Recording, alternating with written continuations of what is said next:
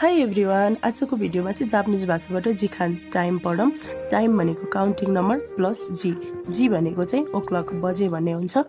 1 o'clock इचिजी, 2 o'clock निजी, 3 o'clock Sanji, 4 o'clock योजी, 5 o'clock गोजी, 6 o'clock रोकुजी, 7 o'clock सेचिजी, 8 o'clock आचिजी, 9 o'clock कुजी, 10 o'clock जिउजी, 11 o'clock जिउ इचिजी, 12 o'clock जिउ निजी।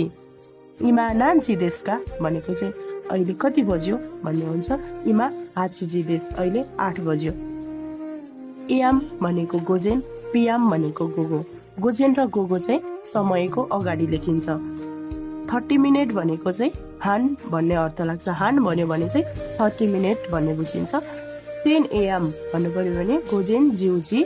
12 PM भन्नु पर्यो भने गोगो जिउ निजी। 5:30 भन्दा चाहिँ गोजी हान, हानले 30 मिनटलाई जनाउँछ।